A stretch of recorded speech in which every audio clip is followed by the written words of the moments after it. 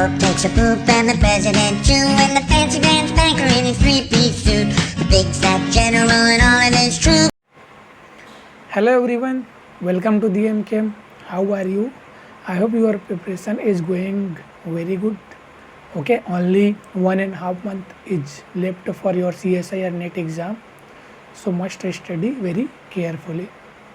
Okay, now let's talk about our previous video. Okay, so in the previous video we were discuss all the previous year question of CSIR NET, GATE or TIFR. Okay, now today I am going to discuss some assignment which is very important for exam point of view. Okay, this assignment is help you to build your concept. Okay, so now let's get continue our lecture. Okay, so this is the first question. So firstly try to do yourself, after then watch the solution. Okay, so let's read the question. The absolute configuration for compound x and y respectively are. Okay, x and y compound हमें दिया गया है, उसमें हमें absolute configuration identify करना है कि are है कि एस है. ओके, तो आर और एस फाइंड आउट करने के लिए क्या करना है, पीरियोडिक सीक्वेंस लगा देना है और देखना है मूवमेंट क्लॉकवाइज है कि एंटी क्लॉकवाइज है. ओके, तो चलिए पीरियोडिक सीक्वेंस लगाते हैं. फर्स्ट ये हो जाएगा, सेकंड ये, थर्ड इथाइल, फोर्थ हमारा मिथाइल. अब क्या करना है, हमें मूवमेंट देख लेना है. 1 2 3 मूवमेंट क्या है हमारा, क्लॉकवाइज है. अब क्लॉकवाइज में फोर्थ अबव द प्लेन है, तो ये क्या हो जाएगा हमारा, एस हो जाएगा. ओके, अब सेकंड में देखिए, फॉर एक्स हमें मिल गया एस. सेकंड में देखिए methyl first periodic, hydrogen second, bromine third और ये फोर्थ. सिंपल, इसमें भी क्या करना है आपको, मूवमेंट देख लेना है. 1 2 3 इसमें क्या हो रहा है, एंटी क्लॉकवाइज. अब एंटी क्लॉकवाइज में फोर्थ पीरियोडिटी कहाँ है, अबव द प्लेन में है. तो एंटी क्लॉकवाइज में अगर फोर्थ पीरियोडिटी अबव द प्लेन होता है तो आर होता है. ओके, तो करेक्ट ऑप्शन हमारा बी हो गया. Now let's move forward to the next question. So the next question, firstly try to do yourself. Okay, then watch the solution. So the next question is the absolute configuration at C2 and C3. C2 और C3 position पे हमें क्या करना है, configuration identify करना है. Okay, तो चलिए सबसे पहले C2 पोजीशन पे आइडेंटिफाई कर लेते हैं. ओके, ये हमारा क्या है, C2 पोजीशन है. अब C2 पे सबसे पहले क्या कर लेते हैं, नंबरिंग देख कर लेते हैं ना. तो देखिए हमारा ये जो क्या है, कार्बोक्सिलिक ग्रुप, इस कार्बन के साथ 2 ऑक्सीजन एटम अटैच है, लेकिन इस कार्बन के साथ सिर्फ 1 ऑक्सीजन एटम है. तो फर्स्ट पीरियोडिटी ये हो जाएगा, सेकंड ये, थर्ड ये, फोर्थ ये. ओके, अब मूवमेंट देख लीजिए, क्लॉकवाइज है कि एंटी क्लॉकवाइज है. 1 2 3 मूवमेंट क्या है हमारा, एंटी क्लॉकवाइज. अब एंटी क्लॉकवाइज में फोर्थ पीरियोडिटी अबव द प्लेन है, तो अबव में क्या होता है, आर होता है. ओके, चलिए थर्ड पोजीशन पे अपन आइडेंटिफाई कर सकते हैं. सेकंड पे हमें आर मिल गया है ना, तो कौन कौन सा ऑप्शन एलिमिनेट हो जाएगा हमारा, ये एलिमिनेट हो गया, ये एलिमिनेट हो गया है ना, ए और डी में से कोई ऑप्शन एक होगा. ओके, सो थर्ड में हमारा फर्स्ट पीरियोडिटी हो जाएगा. देखिए इस कार्बन के साथ ब्रोमीन लगा है ना, इस कार्बन के साथ, लेकिन यहाँ पर डायरेक्ट ऑक्सीजन अटैच है, तो फर्स्ट पीरियोडिटी ऑक्सीजन को ही देंगे. सो फर्स्ट ये हो जाएगा, सेकंड ये, थर्ड ये, फोर्थ ये. अब सिंपल से क्या करना है, हमें मूवमेंट देख लेना है, क्लॉकवाइज से कि एंटी क्लॉकवाइज. 1 2 3 मूवमेंट क्या है हमारा, क्लॉकवाइज है.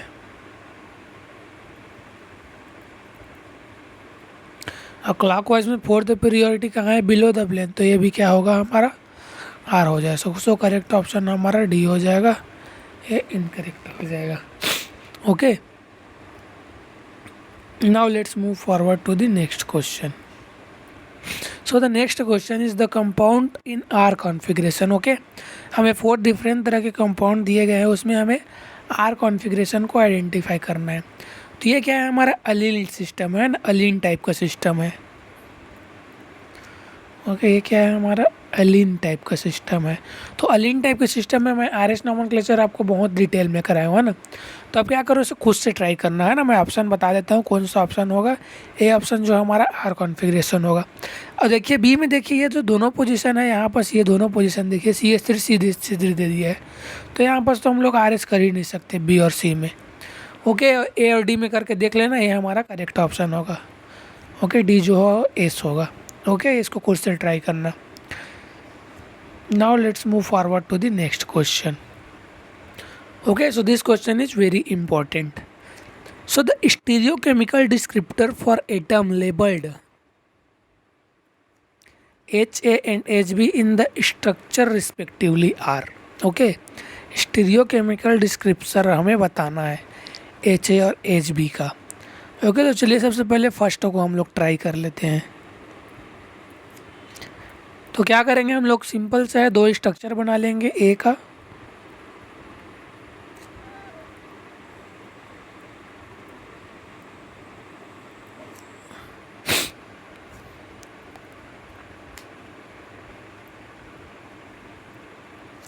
अब देखिए यहाँ पर हमारा क्या पोजीशन, यहाँ पर क्या दिया गया है, एच ए दिया गया है, एच ए दिया है, और यहाँ पर क्या दिया है, एच बी दिया है, यहाँ पर हाइड्रोजन, और यहाँ पर बी आर दिया है।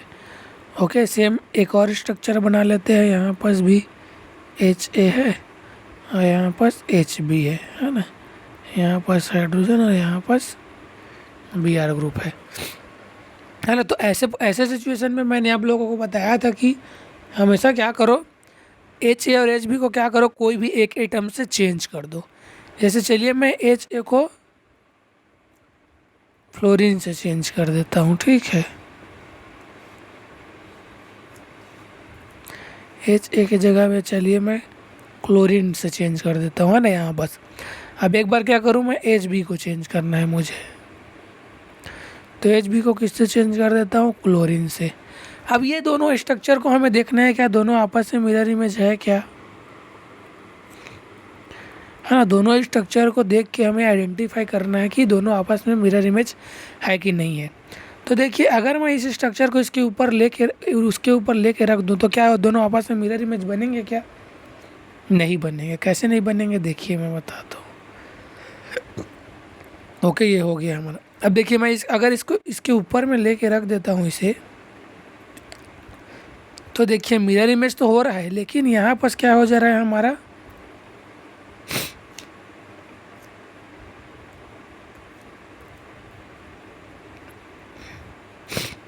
हाँ ना, यहाँ पास मैं अगर लेके रख रहा हूँ तो हाइड्रोजन, देखिए यहाँ पास हाइड्रोजन की जगह पे क्या आ जा रहा है, बी आर आ जा रहा है ना। इसी वजह से क्या है, दोनों आपस में मिरर इमेज नहीं है। तो अब ए और बी मिरर इमेज नहीं है, तो जो मिरर इमेज नहीं होता उसे हम लोग क्या बोलते हैं, डायस्टेरियोमर बोलते हैं। तो ए एंड बी आर ये दोनों के आपस में डायस्टेरियोमर है।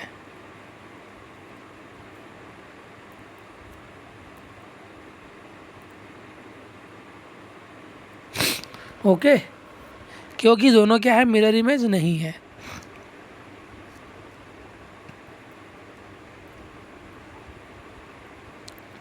नॉट मिरर इमेज, है ना, मिरर इमेज को एम आई से शो कर रहा हूँ। तो फर्स्ट तो हमें मिल गया डायस्टेरियोमर। ओके, अब सेकंड में देखिए, सेकंड में देखिए यहाँ से प्लेन ऑफ सिमेट्री प्रेजेंट है ना, यहाँ से हमें प्लेन ऑफ सिमेट्री दिख रहा है।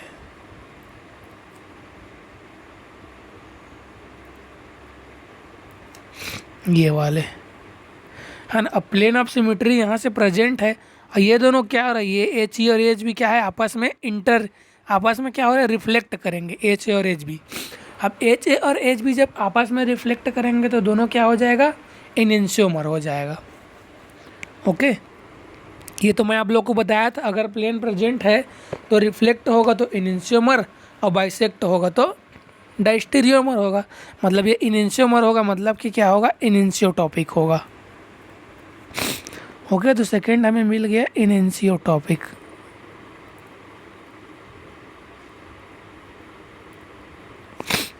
है ना। अब बात करते हैं थर्ड की। थर्ड हमारा क्या है, थर्ड में देखिए, थर्ड में क्या है, सबसे पहले इसका क्या करो, 3D स्ट्रक्चर ड्रॉ कर लो थर्ड का, है ना, उसके बाद ही क्वेश्चन को सॉल्व करो। तो थर्ड का अगर मैं 3D स्ट्रक्चर ड्रॉ करूं तो कैसा बनेगा इसका 3D स्ट्रक्चर, 3 मेंबर्ड रिंग ले लेते हैं, ये हो गया हमारा 3 मेंबर्ड रिंग।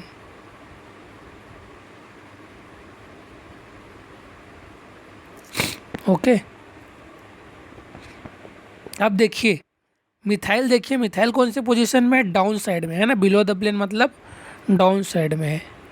तो यहाँ पर ये हो जाएगा, तो डाउन साइड में हम लोग मिथाइल को रख देते हैं, और अप साइड में एच बी है, तो अप साइड में एच बी को रख देंगे। ओके, और वैसे ही यहाँ पर देखिए डाउन साइड में एच ए है, यहाँ पर एच ए है ना डाउन साइड में, ये देखिए बिलो द प्लेन मतलब डाउन साइड में है, और मिथाइल जो है वो कहाँ है, अप साइड में है। अब देखिए इसमें किसी भी तरह से प्लेन ऑफ सिमेट्री दिख रहा है कि आपको, प्लेन ऑफ सिमेट्री प्रेजेंट नहीं है ना। अगर मैं यहाँ से लगाऊं तो भी नहीं है, ठीक है, यहाँ से भी नहीं है, और इस पोजीशन से भी नहीं है, मतलब प्लेन ऑफ सिमेट्री इसमें कहीं भी नहीं है। और उसके बाद प्लेन ऑफ सिमेट्री नहीं है तो अब हम क्या देखेंगे, C2 एक्सिस देखेंगे।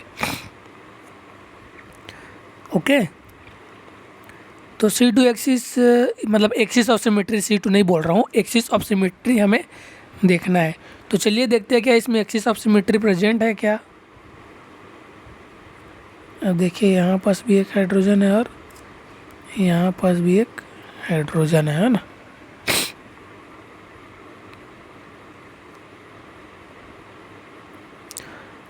ओके,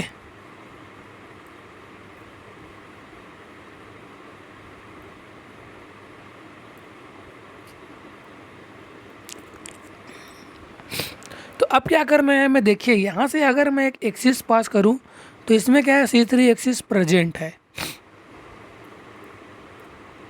अब कैसे C3 एक्सिस प्रेजेंट है उसको देखिए, मैं आप लोग को बताता हूँ। देखिए यहाँ पास से इस पोजीशन से, ओके, यहाँ से ऐसे इसमें से C2 एक्सिस जो है वो प्रेजेंट है, सॉरी C2 बोल रहा हूँ, हाँ C2 एक्सिस।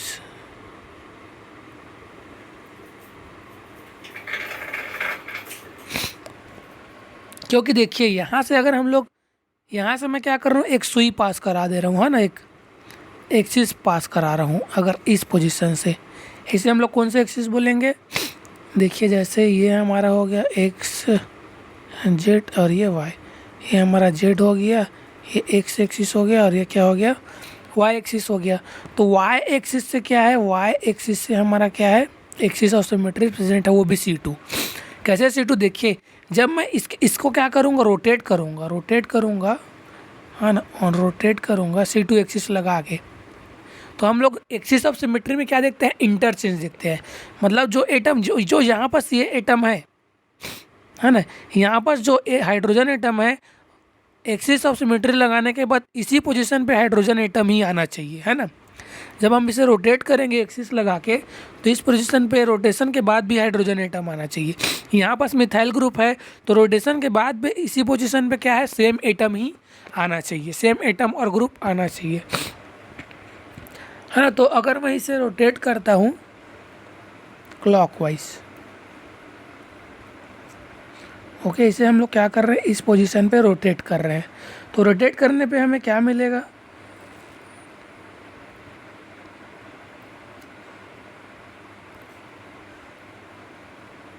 ये हो गया, है ना। अब हमने क्या किया है, रोटेशन कराया है। तो देखिए जब रोटेट करेंगे तो ये एच अभी कहाँ है, ये एच अप साइड में है ना, तो ये यहाँ पास क्या चला जाएगा, डाउन साइड में चला जाएगा, ये एच बी, है ना। तो हमारे पास यहाँ क्या मिलेगा, यहाँ पास एच बी मिल जाएगा।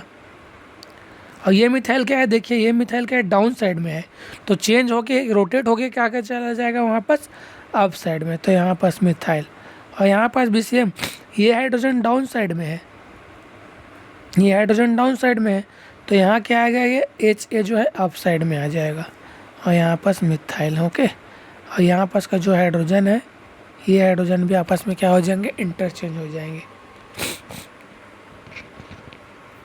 ओके, तो हमारे पास यहाँ पास क्या है, C2 एक्सिस प्रेजेंट है y एक्सिस के अलॉन्ग। तो अब C2 एक्सिस अगर प्रेजेंट है तो वो क्या होता है, मैंने आप लोग को बताया था, C2 एक्सिस प्रेजेंट होता है तो क्या होता है, मतलब एक्सिस ऑफ सिमेट्री प्रेजेंट है। ओके, तो एक्सिस ऑफ सिमेट्री मतलब एक्सिस से क्या हो रहा है, इंटरचेंज हो रहा है ना। जो H A and H B है वो क्या हो रहा है, H A and H B atom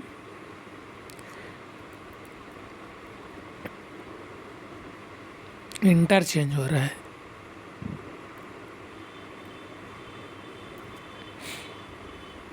by axis of symmetry. Okay,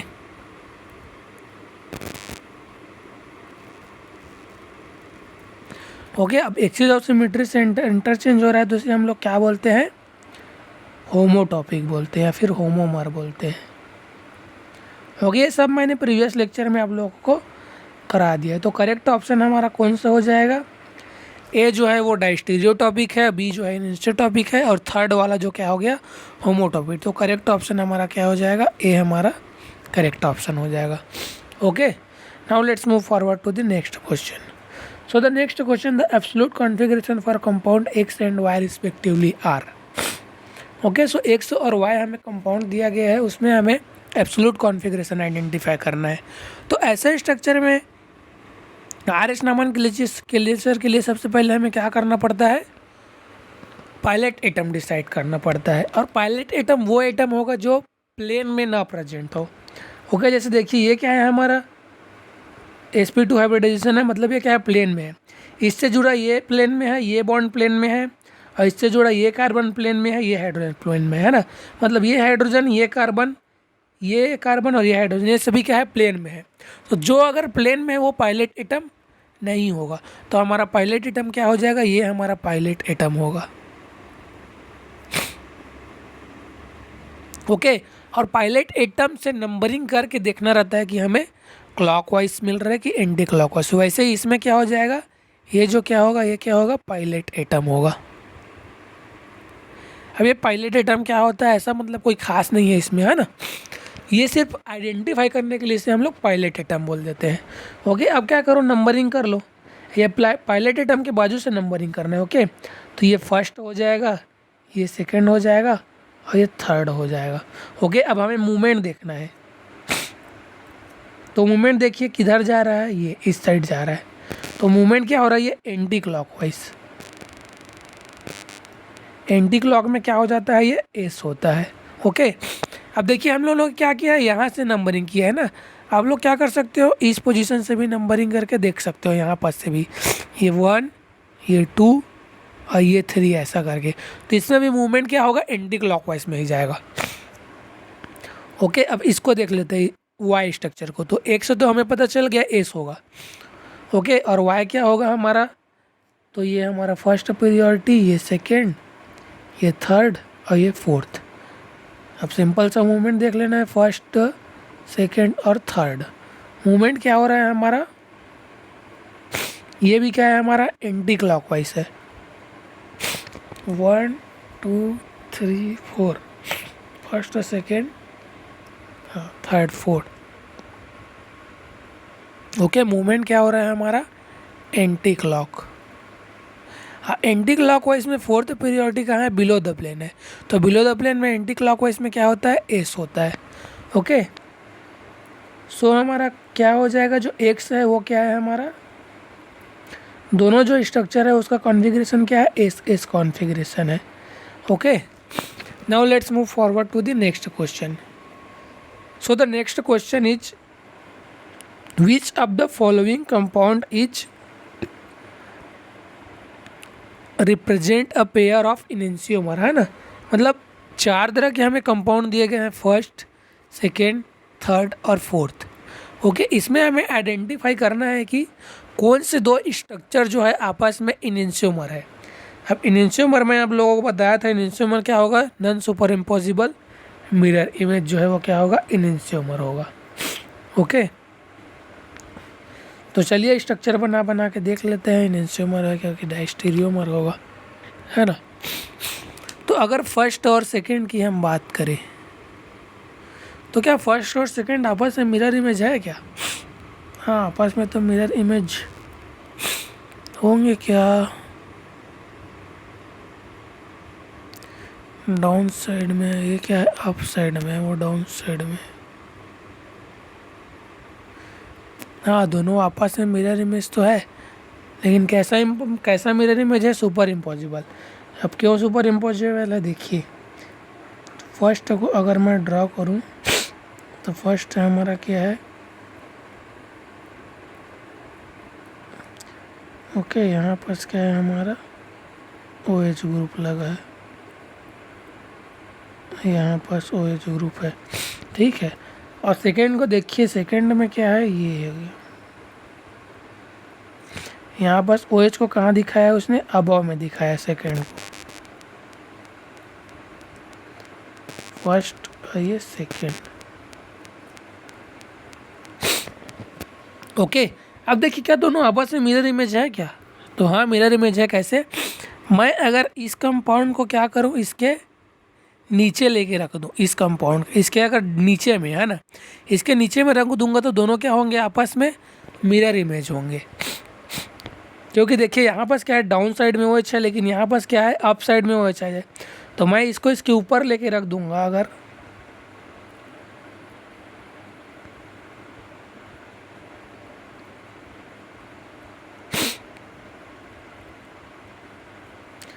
okay.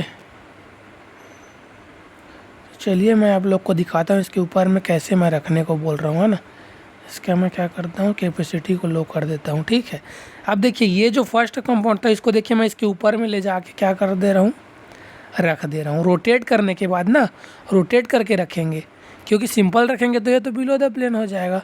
अब इसको मैं अगर रोटेट कर दूँगा तो रोटेट करके रखने पे हमें क्या मिलेगा, ये रोटेट करने के रखने पर क्या होगा, रोटेशन करने पर ये जो OH है, इसमें बिलो द प्लेन में OH है, ये जो OH बिलो द प्लेन है वो कहाँ चला जाएगा, अबव द प्लेन में चला जाएगा, है ना। तो इसके साथ क्या हो जाएगा, ये सुपर इम्पोज कर लेगा, है ना। इस स्ट्रक्चर के साथ सुपर इम्पोज कर लेगा। देखिए यदि आपस में सुपर इम्पोज कर रहा है ना, OH अबव में है तो उसमें भी OH अबव में, उसमें भी OH अबव में, है ना। तो ये OH रोटेट करने पे कहाँ चला जाएगा, अबव में आ जाएगा। तो दोनों आपस में क्या है, सुपर इम्पोज कर रहे हैं, तो A और B क्या हो जाएगा, आइडेंटिकल हो जाएगा। ओके, फर्स्ट और सेकंड क्या हो जाएगा हमारा, आइडेंटिकल। अब सेकंड और थर्ड की बात करें तो सेकंड और थर्ड तो मिरर इमेज है ही नहीं, है ना। क्योंकि देखिए एक में एक पोजीशन पे क्या है, OH अप साइड में दे दिया है, और एक तो स्ट्रक्चर में दोनों OH को क्या दिया है, अप साइड में दिया है। तो सेकंड और थर्ड हमारा क्या हो जाएगा, सेकंड और थर्ड हमारा क्या हो जाएगा, ये डाइस्टेरियोमर हो जाएगा। मिरर इमेज नहीं है, मतलब क्या है, ये डाइस्टेरियोमर हो जाएगा। ओके, अब थर्ड और फोर्थ को देखिए।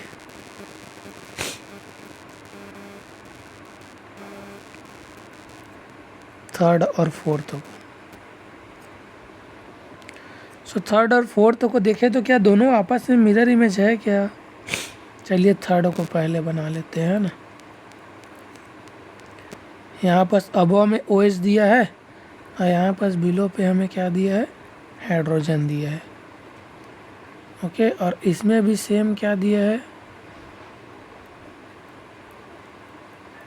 इसमें भी यहाँ पास अगर इसको रोटेट करेंगे तो यहाँ पास भी अबव में OH दिया है और यहाँ पास भी बिलो में क्या है, OH दिया है। तो देखिए दोनों आपस में क्या है, मिरर इमेज है। ओके, दोनों क्या है, आपस में मिरर इमेज है।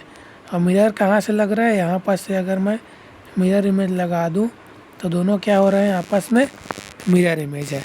अब जब दोनों आपस में मिरर इमेज है तो अब कैसा मिरर इमेज है हमें ये आइडेंटिफाई करना है। ओके, तो देखिए अगर मैं इस स्ट्रक्चर को इसके ऊपर ला के रखूँ तो क्या सुपर इम्पोज होगा क्या? दोनों नहीं होगा। क्यों नहीं होगा? क्योंकि देखिए इस पोजीशन पे OH अबव में है और इस पोजीशन पे OH बिलो में है। अगर रोटेट करेंगे तो ये OH तो अबव में चला जाएगा, है ना, लेकिन ये OH कहाँ चला जाएगा, बिलो में चला जाएगा।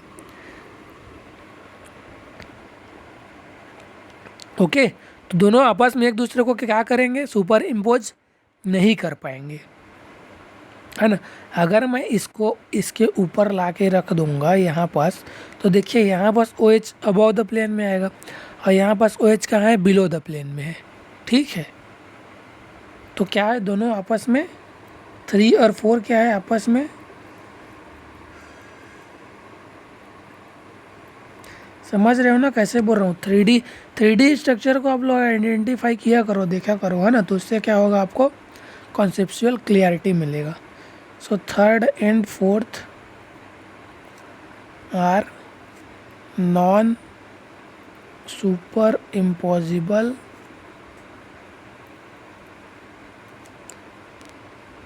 Mirror image.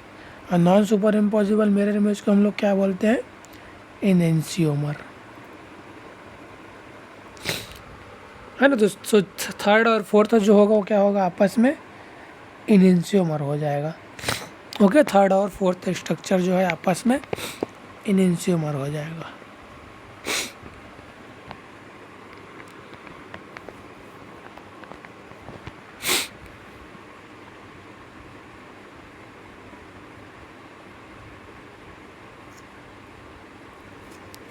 So the next question is the correct statement about the following compound P और R। हो गए। सो हमें 3 तरह के कंपाउंड दिए गए हैं, P, Q और R। इसमें हमें आइडेंटिफाई करना है कि कायरल है कि ए कायरल है, ये चीज़ हमें आइडेंटिफाई करना है। ओके, सो फर्स्ट में देखिए प्लेन ऑफ सिमेट्री अब्सेंट है ना, यहाँ से प्लेन भी लगा तो नहीं है। ओके, तो यहाँ पर क्या है, प्लेन ऑफ सिमेट्री अब्सेंट है। प्लेन ऑफ सिमेट्री एब्सेंट है तो क्या होगा, ये नॉन सुपर इम्पॉसिबल होगा। और नॉन सुपर इम्पॉसिबल को हम लोग क्या बोलते हैं, कायरल बोलते हैं। ओके, इसका जो मिरर इमेज होगा वो क्या होगा, नॉन सुपर इम्पॉसिबल। तो फर्स्ट वाला हमारा क्या होगा, कायरल होगा। ओके, अब चलिए इस सेकेंड वाला को देखते हैं, आर को देखते हैं। तो आर में देखिए यहाँ प्लेन ऑफ सिमेट्री प्रेजेंट है यहाँ से, ठीक है, यहाँ से प्लेन ऑफ सिमेट्री प्रेजेंट है। ओके, जो क्या करेगा, H और Cl को बाइसेक्ट करेगा ना।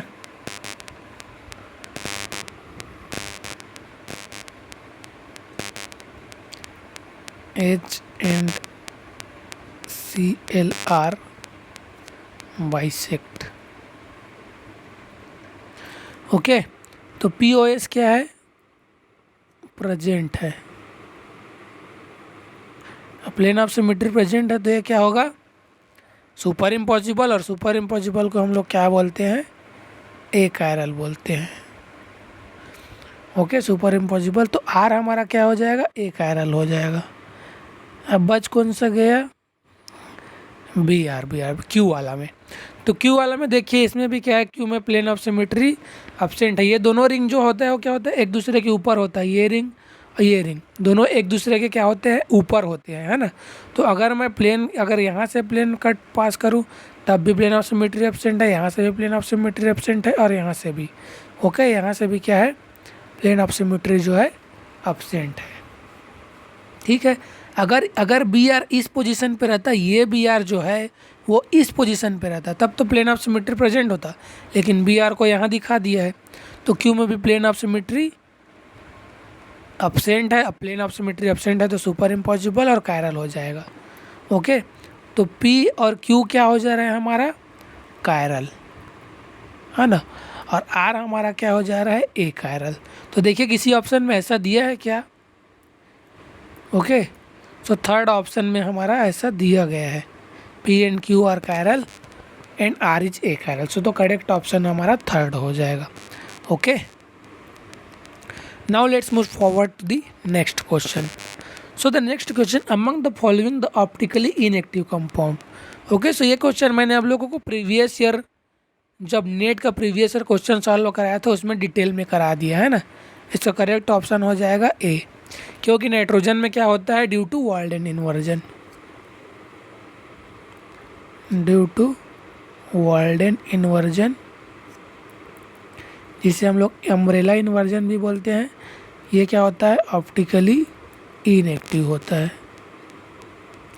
बाकी सभी में प्लेन ऑफ सिमेट्री जो है वो absent होगा तो chiral होगा और ऑप्टिकली एक्टिव होगा।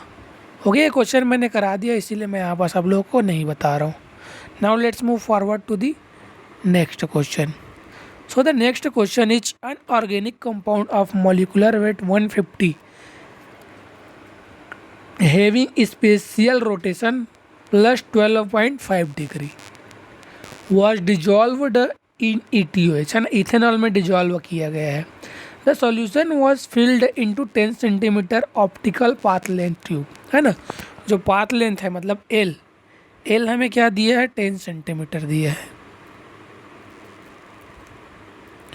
एल बराबर 10 centimetre. Okay, to determine the optical rotation of 35 degree. Okay, जो ये सॉल्यूशन है जिसका पाथ ले, जो ये सॉल्यूशन है उसका ऑप्टिकल रोटेशन क्या है, 35 degree. The concentration of the solution in molarity, मतलब सॉल्यूशन का जो है वो हमें कॉन्सेंट्रेशन बताना है, वो भी किस में, मोलरिटी में। तो लेंथ हमें मिल गया, ओके, अल्फ़ा मिल गया। अल्फ़ा जिसको हम लोग क्या बोलते हैं, ऑप्टिकल रोटेशन बोलते हैं।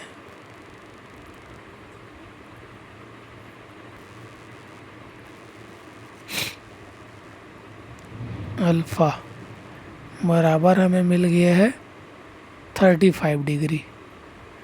ओके, अल्फ़ा हमारा क्या है, 35 डिग्री।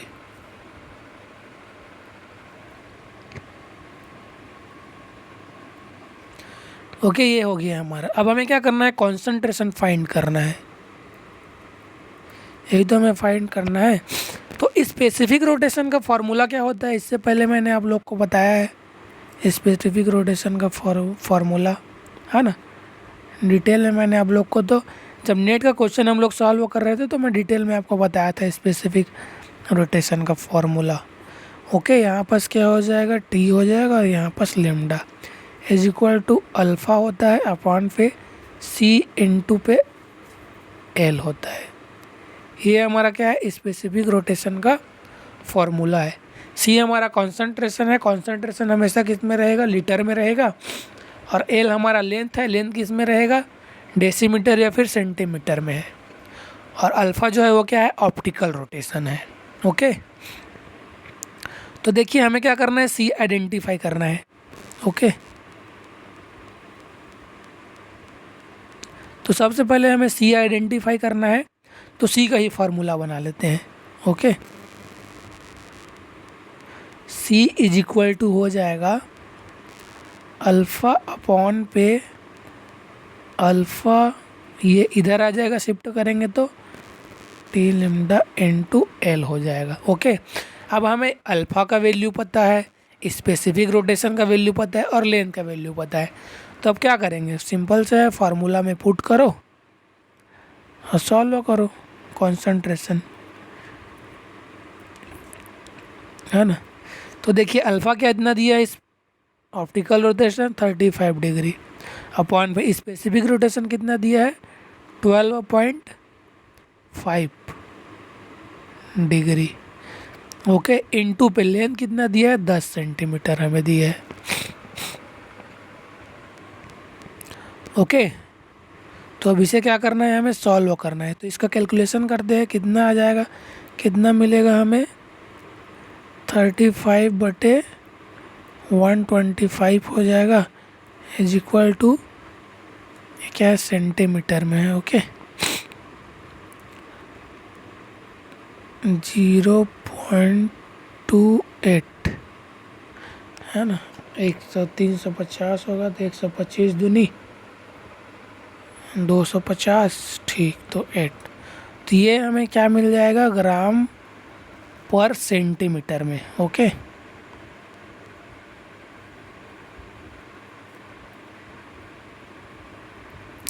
है ना, क्योंकि यहाँ पास क्या है, ये क्या है हमारा, सेंटीमीटर में है ना, अगर डेसीमीटर में होता तो डेसीमीटर में लिखते हैं। तब देखिए 0.28 ग्राम मिल गया, वो भी कितना में, पर सेंटीमीटर में। ओके, मतलब 1 सेंटीमीटर में,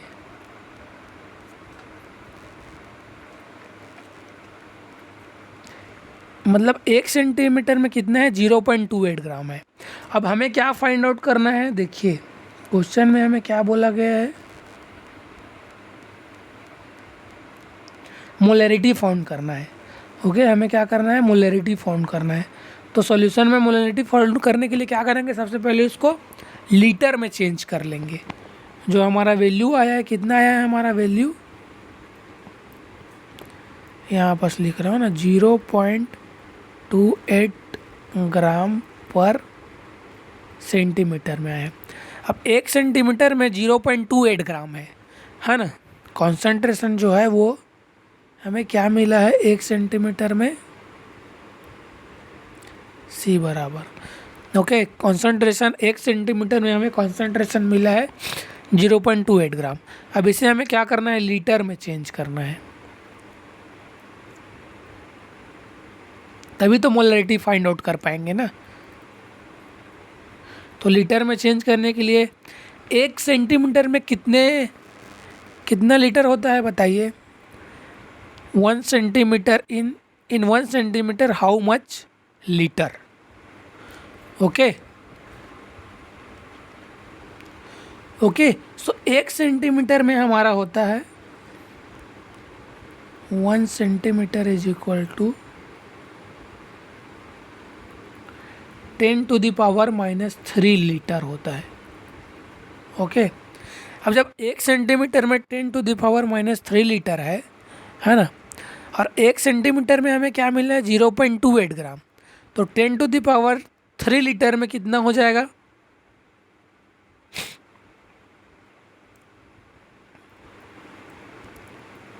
है ना। तो 0.28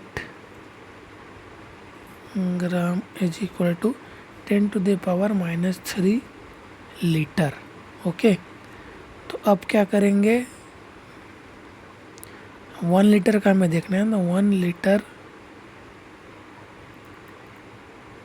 इज इक्वल टू 0.28 अपॉन पे 10⁻³ अब इसको जब सॉल्व करेंगे तो हमारे पास मिलेगा 280 ग्राम पर लीटर, ओके। ये हमें मिल जाएगा। ये इस तरह से हमने क्या किया, यूनिट कन्वर्जन कर लिया, है ना। तो आप लोग डिवाइड करके देख सकते हैं। तो अब हमें 1 लीटर में कितना मिल गया, 280 ग्राम, ओके।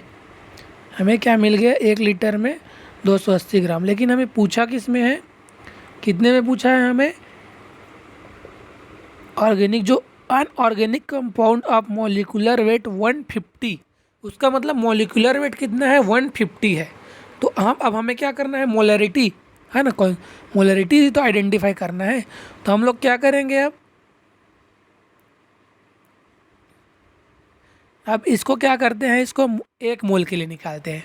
मतलब हमें कितना मिल गया, 1 लीटर में 280 ग्राम है, ये तो पता चल गया। जो सॉल्यूशन है ना, जो भी हम लोगों ने कंपाउंड लिया है वो कितना है, 1 लीटर में 280 ग्राम है।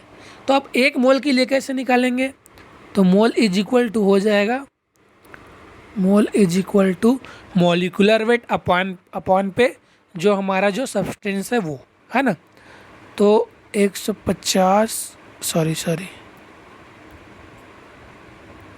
280 अपॉन पे 150 हो जाएगा। तो हमारा आंसर कितना आ जाएगा,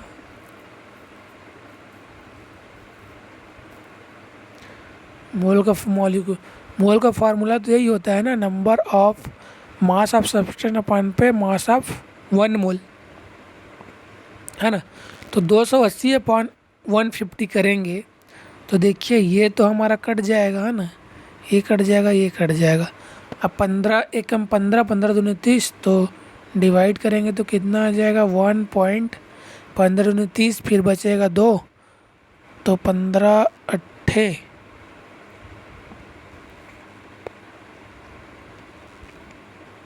हाँ ना, ये हो जाएगा 8 और फिर 15 छक्का 90। तो 1.86 जो है ये हमें क्या मिल जाएगा, 1 मोल का मिल जाएगा, ओके, कॉन्सेंट्रेशन। तो मतलब हमें 1 मोल का कॉन्सेंट्रेशन कितना मिल गया 1.86। तो C बराबर हो जाएगा, C is equal to 1.86 molarity, है ना, या फिर मोल कर दो। मतलब एक मोल का कॉन्सेंट्रेशन जो इतना, जो हम लोगों ने ग्राम मॉलिक्यूलर वेट जो 150 मॉलिक्यूलर वेट है ना, उसके एक मोल का कॉन्सेंट्रेशन कितना है, 1.86 है। ओके, सो ये पोलरीमेट्री का क्वेश्चन है ना। पोलरीमेट्री का क्वेश्चन बहुत ही इजी रहता है और सिर्फ बस क्या रहता है, फार्मूला बेस्ड क्वेश्चन होता है। ओके, सो ये क्वेश्चन का आंसर कितना आ जाएगा, 1.86। Now let's move forward to the next question. So the next question, which one is the most stable conformation, है ना। इसमें हमें क्या कराना है, मोस्ट स्टेबल कन्फर्मेशन बताना है। ओके, चार तरह के स्ट्रक्चर दिए हैं, तो सबसे पहले क्या करेंगे, इसका हम लोग चेयर फॉर्म बना लेंगे,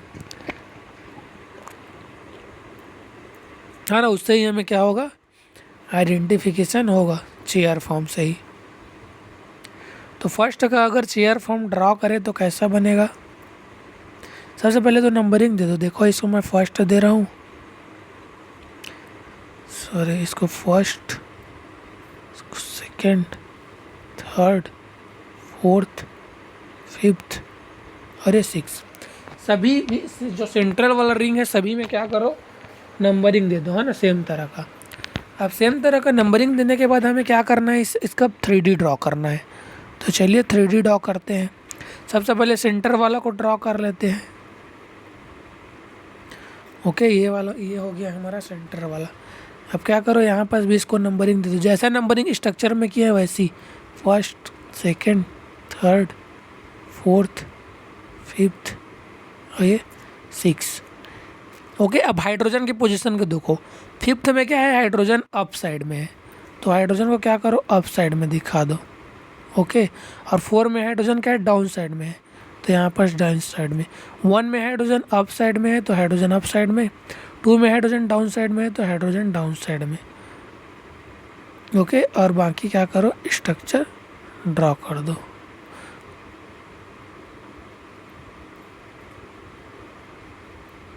तो ये तो हमारा क्या बन रहा है, ये तो ट्रांसफॉर्म बन रहा है। तो ट्रांसफॉर्म तो क्या होगा, स्टेबल होगा ये हमारा, है ना। मोस्ट स्टेबल पूछा है ना, इसमें क्या हो रहा है, किसी भी तरह का ब्यूटेन गॉच इंटरेक्शन नहीं है।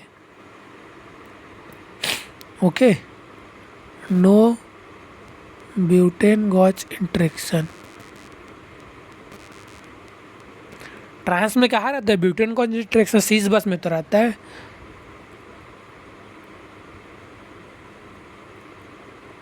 ना।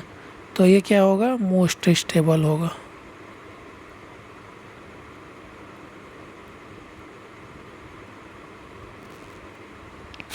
ओके, अब चलिए सेकेंड ऑप्शन को भी चेक कर लेते हैं हम लोग। यहाँ पास भी क्या करो, नंबरिंग दे दो और इसका स्ट्रक्चर ड्रॉ करते हैं। सेंट्रल वाले में पहले चेयर फॉर्म बना लेते हैं, उसके बाद नंबरिंग सेम, है ना। अब देखिए फर्स्ट पोजीशन पे OH हाइड्रोजन अप साइड में है, सेकेंड में हाइड्रोजन डाउन साइड में है। उसके बाद थर्ड में यहाँ पास भी हाइड्रोजन अप साइड में है और यहाँ पास भी हाइड्रोजन क्या है, अप साइड में है। मतलब ये जो स्ट्रक्चर बना है वो हमारा क्या होगा, सीस फॉर्म में होगा।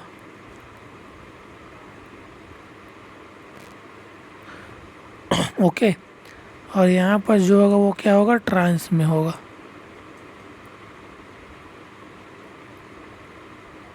ये ओके, सो ये हमारा क्या बन गया, स्ट्रक्चर बन गया। अब देखिए इसमें क्या हो रहा है, इसमें देख लेते हैं ब्यूटेन गॉच इंटरेक्शन है कि नहीं। अगर ब्यूटेन गॉच इंटरेक्शन होगा तो ये क्या होगा, लेस स्टेबल होगा। तो ये एक ब्यूटेन गॉच इंटरेक्शन, ओके, और ये दूसरा ब्यूटेन गॉच इंटरेक्शन और ये तीसरा ब्यूटेन गॉच इंटरेक्शन। ओके, सो इसमें क्या है, 3 ब्यूटेन गॉच इंटरेक्शन हो रहा है।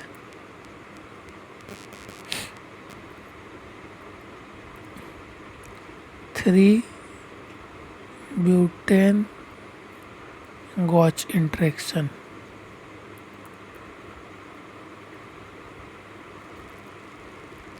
ओके, अब ब्यूटेन गॉच इंटरेक्शन 3 है तो ये क्या होगा, लेस स्टेबल होगा।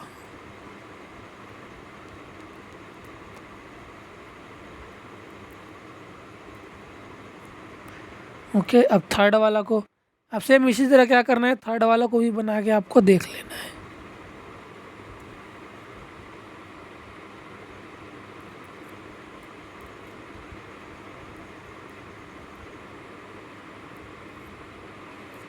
यहाँ पर देखिए थर्ड वाले में OH क्या है, डाउन डाउन साइड में दिया है। यहाँ पर भी हाइड्रोजन डाउन है और यहाँ पर भी हाइड्रोजन क्या है, डाउन साइड में।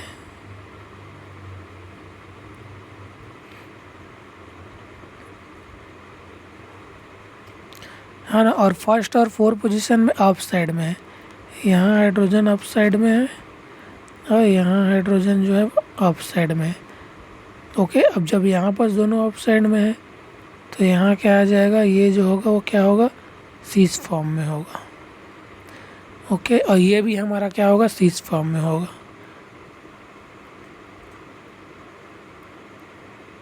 इस फॉर्म में होगा। ओके, अब यहाँ पर देखो कितना ब्यूटेन गॉच इंटरेक्शन है। बस ब्यूटेन गॉच इंटरेक्शन ही आपको आइडेंटिफाई करना है, उसके बाद आप इजीली बना सकते हो, है ना। तो यहाँ पर देखो एक ब्यूटेन गॉच इंटरेक्शन ये हो गया, दूसरा ब्यूटेन गॉच इंटरेक्शन ये हो गया, है ना, और तीसरा ब्यूटेन गॉच इंटरेक्शन इसके साथ।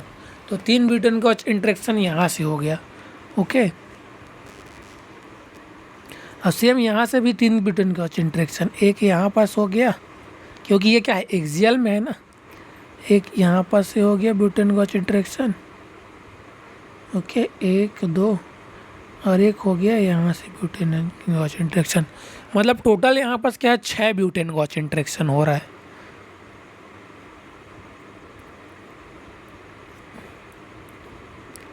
सिक्स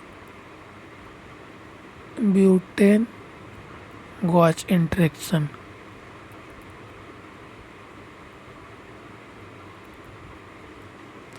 ओके, तो ये तो क्या होगा, हाईली अनस्टेबल होगा। क्यों, इसमें 6 ब्यूटेन गॉच इंटरेक्शन हो रहा है। तो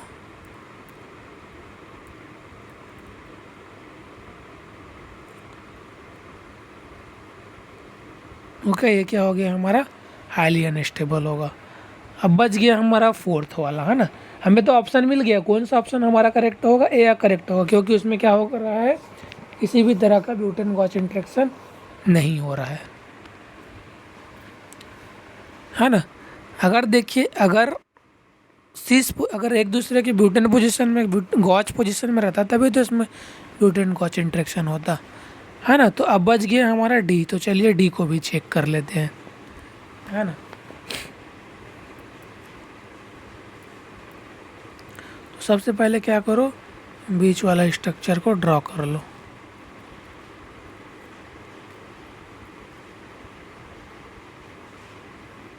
उसके बाद देखिए फर्स्ट में क्या है, हाइड्रोजन अप साइड में है तो हाइड्रोजन अप साइड में दिखा दो। यहाँ डाउन साइड में है तो हाइड्रोजन को डाउन साइड में दिखा दो। ओके, और उसके बाद फिफ्थ में हाइड्रोजन अप साइड में है तो हाइड्रोजन को अप साइड में दिखा दो, और यहाँ पर हाइड्रोजन डाउन साइड है तो यहाँ हाइड्रोजन को क्या करो, डाउन साइड में दिखा दो। ओके, अब एक CH3 यहाँ आ जाएगा, एक CH3 यहाँ। तो ये वाला तो हमें बनाना क्या है, पॉसिबल नहीं है ना। ओके, सो ये वाला स्ट्रक्चर बनाना पॉसिबल नहीं है। क्यों पॉसिबल नहीं है, क्योंकि ये जो स्ट्रक्चर बनेगा उसमें क्या होगा, ये दोनों क्या हो जाएंगे, बहुत दूर दूर में हो गए हैं, है ना। एक दूसरे के क्या पोजीशन में हो गए हैं, ये ट्रांस पोजीशन में हो गए हैं। ओके, तो स्ट्रक्चर नॉट पॉसिबल। पॉसिबल होगा किस में, पॉसिबल होगा बोट फॉर्म में बनेगा। अब बोट फॉर्म तो अनस्टेबल होता है ना। तो ये वाला स्ट्रक्चर हमारा क्या हो जाएगा, अनस्टेबल हो जाएगा।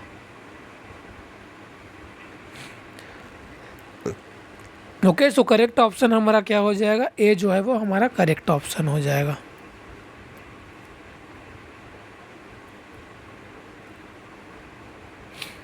ओके, ये ऑप्शन हमारा क्या हो जाएगा, करेक्ट हो जाएगा। Okay, now let's move forward to the next question. So the next question is, इसमें क्या बताना है, the gauche interaction value for methyl methyl, methyl bromine and bromine bromine. मतलब गॉच इंटरेक्शन वैल्यू दिया गया है हमें, है ना। हमें क्या दिया गया है, वैल्यू दिया गया है। जो मिथाइल और मिथाइल का है उसका वैल्यू कितना है, 3.3 है। ओके, और जो मिथाइल और ब्रोमीन का है उसका वैल्यू दिया गया सॉरी 0.8 दिया गया है किलो जूल पर मोल। ओके, इसको भी किलो जूल पर मोल में दिया है ना।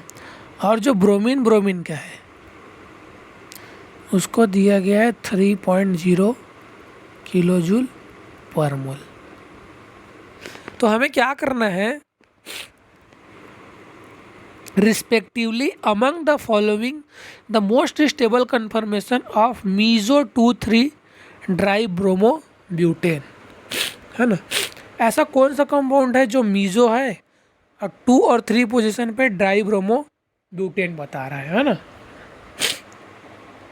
ओके, सो हमें क्या बताना है, मीजो 2,3 डाई ब्रोमो ब्यूटेन, ये चीज़ हमें क्या करना है, आइडेंटिफाई करना है।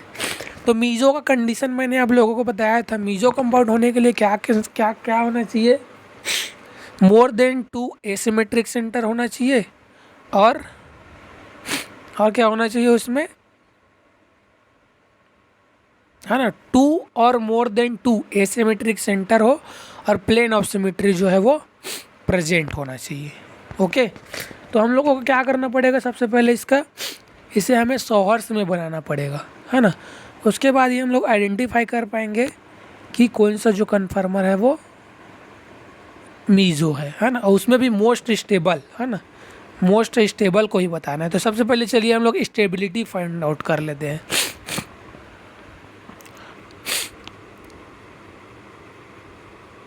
है ना, तो देखिए यहाँ पर अगर फर्स्ट पोजीशन की हम लोग बात करें, फर्स्ट स्ट्रक्चर की, है ना, फर्स्ट स्ट्रक्चर में, तो यहाँ पर देखिए ये बी आर और एम क्या एक दूसरे के गॉस पोजीशन में है और ये एम ए बी आर जो है एक दूसरे के गॉस पोजीशन में है। तो एम ए बी आर का वैल्यू कितना बताया है इन्होंने, एम ए बी आर का वैल्यू 0.8 बताया है। तो इसमें 2 है ना, तो इसमें क्या हो जाएगा 0.8 इंटू पे 2, तो इसका एनर्जी, टोटल एनर्जी कितना हो जाएगा 1.6 किलो जूल पर मोल। ओके, सेकेंड वाले में चलिए, सेकेंड वाले को देखते हैं। अब सेकेंड वाले में क्या है, देखिए ये ब्रोमीन एक दूसरे के गॉच में है, ये मिथाइल एक दूसरे के गॉच में है ना। तो ब्रोमीन और ब्रोमीन का कितना बताया है, 3 बताया है,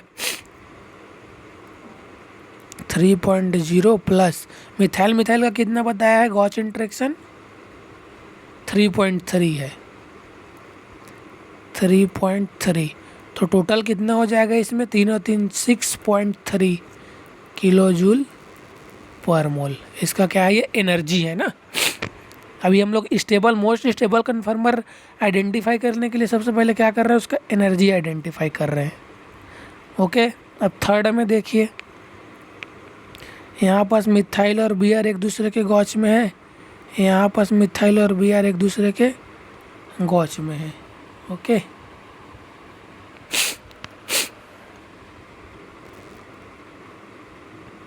एक सेकेंड, यहाँ पास मैं ये भूल गया, और ये बी आर और एम ई भी एक दूसरे के तो गॉच में ही है ना, ये बी आर और एम ई,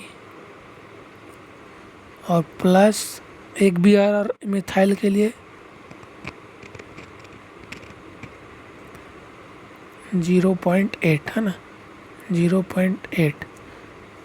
तो 0.8 कर दोगे तो कितना हो जाएगा, 7.1 एनर्जी इसका हो जाएगा। ओके, यहाँ पास भी 3 तरह का इंटरेक्शन है ना। तो ब्रोमीन और मिथाइल के लिए क्या हो जाएगा,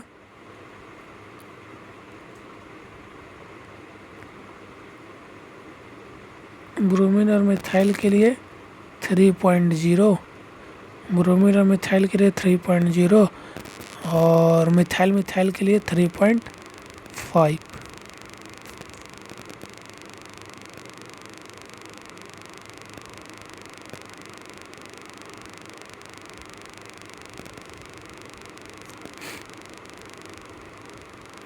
ब्रोमीन ब्रोमीन के लिए कितना दिया है 3 है ना, मिथाइल और ब्रोमीन के लिए 0.8।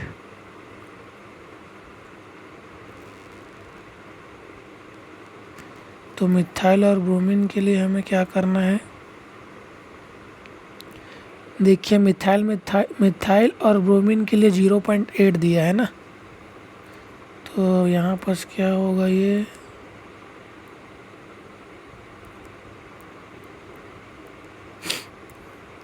तो मिथाइल और ब्रोमीन के लिए 0.8 हो गया, एक मिथाइल और ब्रोमीन के लिए 0.8 हो गया, और मिथाइल मिथाइल के लिए 3.5 हो गया।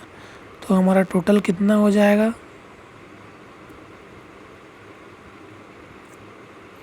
0.8 प्लस 0.8 प्लस 3.5 इज इक्वल को 8 5 13 और 5 18, तो ये क्या हो जाएगा 4.8 हो जाएगा। ओके। और हमें क्या करना है, सेम इसका भी निकाल लेना है, इस ब्रोमीन ब्रोमीन का और इस मिथाइल मिथाइल का, है ना। तो ब्रोमीन ब्रोमीन का 3.0, मिथाइल मिथाइल का 3.3, सॉरी 3.3 है ना ये।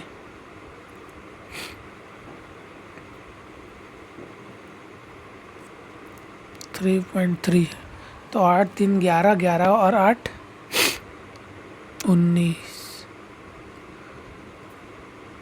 8 8 16 और 3 19 हो जाएगा। तो ये 4.9 होगा ना, और ये क्या हो जाएगा 6.3 किलो जूल पर मोल। तो सबसे कम एनर्जी किसका है, फर्स्ट वाले स्ट्रक्चर का। तो सबसे कम एनर्जी की क्या है, किसका है, इसका सबसे कम एनर्जी है, कितना है 1.3।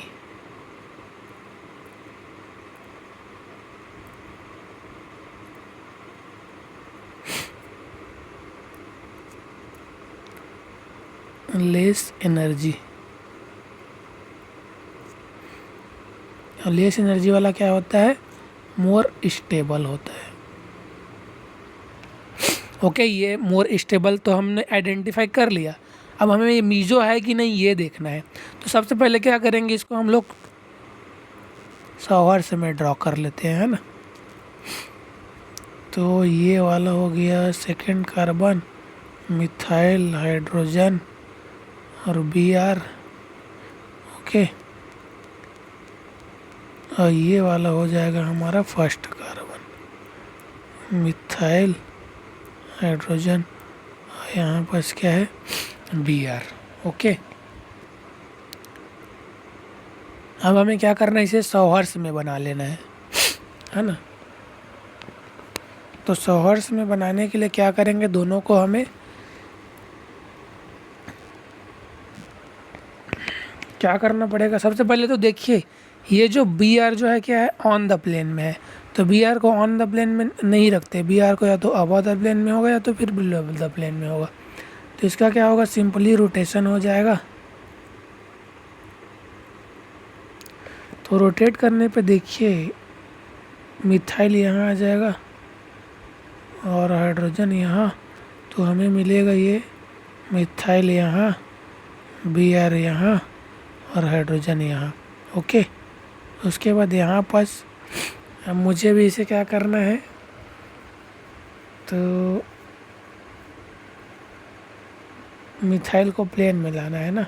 तो प्लेन में लाएंगे तो क्या करेंगे, इसको 60 डिग्री रोटेट कर दीजिए, है ना। तभी दोनों को इक्लिप्स, दोनों को क्या बनाना पड़ेगा, स्टेगर स्टेगर, इरेक्ट इरेक्ट, मतलब इरेक्ट इरेक्ट बनाना पड़ेगा।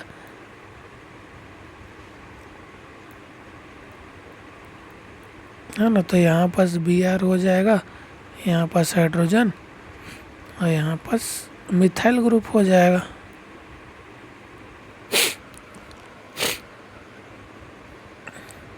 ओके, अब ये क्या हो गया, दोनों इरेक्ट इरेक्ट हो गया, है ना। ये भी इरेक्ट है और ये भी इरेक्ट है।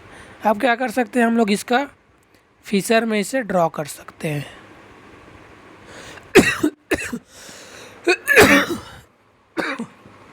है ना, ये सब कॉन्सेप्ट मैंने आप लोगों को बताया हुआ है। फीचर में कन्वर्ट कर दो। यहाँ पर CH3, यहाँ पर CH3, यहाँ पर Br, यहाँ पर Br, यहाँ पर हाइड्रोजन, यहाँ पर हाइड्रोजन, और यहाँ से एक प्लेन ऑफ सिमेट्री प्रेजेंट है। Okay, plane of symmetry present है और 2 कायरल सेंटर है। तो ये क्या हो गया, हमारा मीजो कंपाउंड हो जाएगा, मीजो।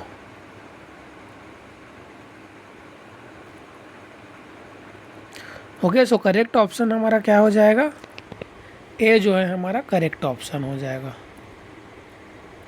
ओके, ए हमारा करेक्ट ऑप्शन हो जाएगा। Now let's move forward to the next question. So the next question is the absolute configuration of the compound A and B. Okay, so ये तो आप लोग इजीली कर सकते हैं ना, इसको खुद से ट्राई करना है ना, डू योर सेल्फ, बहुत ईजी है RS नोमेनक्लेचर करना, है ना। मैं ऑप्शन बता देता हूँ, बी ऑप्शन होगा इसका। ओके, बी ऑप्शन करेक्ट होगा। Now let's move forward to the next question. Okay, so the next question is assign the configuration of the following compound A and B are respectively. Okay, A और B कोई compound दिया गया, उसमें हमें इसमें भी क्या करना है, RS नोमेनक्लेचर ही तो करना है, सिंपल सा है। ओके, तो इसमें भी हमें क्या करना रहता है, पायलट एटम, जो ए ऑप्शन ए दिया है इसमें क्या करना पड़ता है, हमें पायलट एटम डिजाइन करना पड़ता है। ओके, तो जो प्लेन में होगा उसको छोड़ के हम लोग क्या बोलते हैं, पायलट एटम। अब देखिए इस रिंग में क्या है, सब्स्टिट्यूशन है ना, तो जो रिंग में सब्स्टिट्यूशन रहेगा उसी रिंग से हमें क्या करना रहता है, नोमेनक्लेचर करना पड़ता है। ओके, अब देखिए ये CH2 क्या है, प्लेन में है ना, इस डबल बॉन्ड से जुड़ा हुआ है, तो डबल बॉन्ड से प्लेन में है, तो ये तो पायलट एटम नहीं हो सकता, तो हमारा पायलट एटम क्या हो जाएगा, ये हो जाएगा। अब पायलट एटम से के बाजू वाले कार्बन से क्या करना है, नंबरिंग करना है। तो फर्स्ट ये, सेकंड ये, सॉरी जूम कर लेते हैं ना, फर्स्ट ये हो जाएगा, सेकंड ये, थर्ड ये, फोर्थ ये, है ना।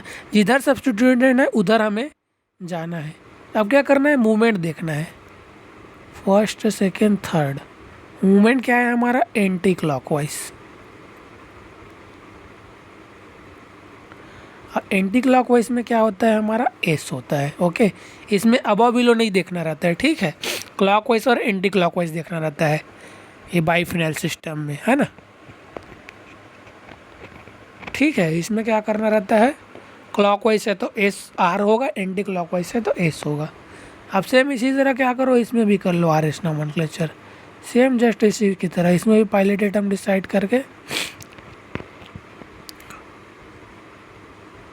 ओके, तो ये क्या हो जाएगा हमारा, पायलट एटम हो जाएगा।